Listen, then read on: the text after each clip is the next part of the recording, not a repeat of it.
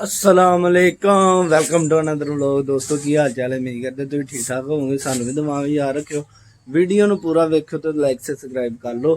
तुहानू अज दा मंदिर विखाने आ। सुबह सुबह माशाल्लाह मौसम सही है, रात बारिश बुरिश हुई है ते हुण काम ते निकलन लगे आ। बाहर रहमान भी आ खलो गया वा, ओ देखो ते जा रहे हैं। अल्लाह खैर करे ड्यूटी ते। लो जी मैं ते गुंगा पहुंचे आ पंप ते गट वाले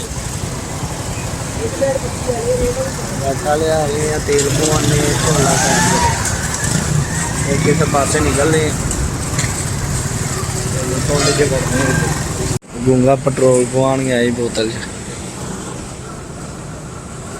जिन्नी देर असी तेल पवाने जी लाइक सब्सक्राइब कमेंट कर लो, ठीक है। और सामने बिल्डिंग देखो कैसी है रोड के ऊपर। तेल पवा के इतने दूसरे पिंड वो लाने है। तो भी दोस्तों तेल पवा के पिंड लाया जी, पिंड ला के हम अगे निकल आए हैं ते आ गए हैं जी अगले पिंड।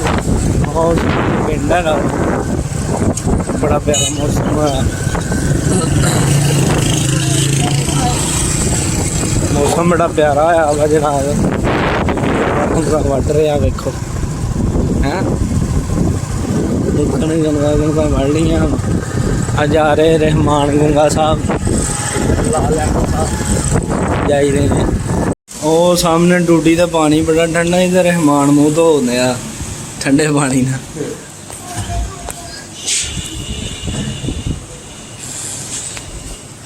भुख लग गई मई खान साहब वो आ गए खाओ को नाश्ता कर रोटी खा पिंड लाया अल्लाह खैर करे दूसरी जगह से आ गए हैं। हाँ जी हाथ ला दो लाला शर्मिला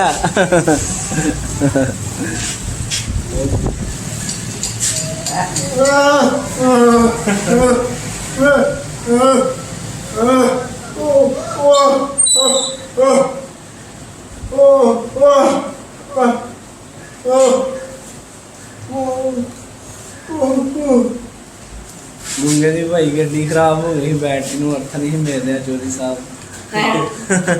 ते अर्थ लवाया वा, कहना भुख लग गई। मैं जो लो भी दोस्तों खाना खादा वा ते पिंड लाया वा ते गुंगा मेरे नाल ही आ। अज पहला व्लॉग ऐसा होना जिंदे विच रहमान साहब मेरे नाल है गया कि नहीं। आ वेखो जा रहे हैं, अल्लाह खैर करे। अगे एक होर पिंड लै चला, अज इनू दूर ही इन्ना लाया कला वापस ही नहीं जा सकता भाई, कहना बहुत दूर आए।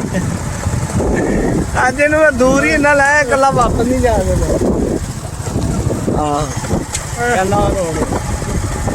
इन हूँ मैं लई फिरने अज क्या फिरदा कि मैं गैप नहीं होया जी, मैं दूर का तो आ गया। अगे हूँ पिंड है वो ला के ते तुहानू मिलने लो भी 900 गट वाले टोल प्लाजे दे आ गए।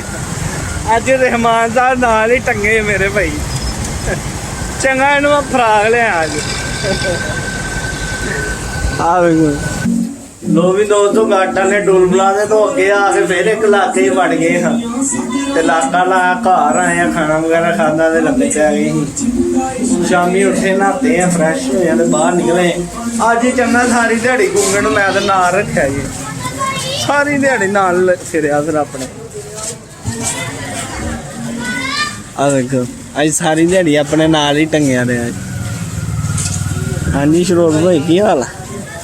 और छल्ला उतर गया यार, वेला तू छल्ला लाता मेरा यार, छल्ला लाता यार। छल्ला परदेसी हो गया नहीं भाई, हाँ छल्ला की परदेसी ना, आप परदेसी है भरा। अच्छा जी केड़े पते तेनू पता नहीं लगना है। हाँ अच्छा ही नहीं नंबर लग गया पता ही कोई नहीं लगता नंबर तेरा। और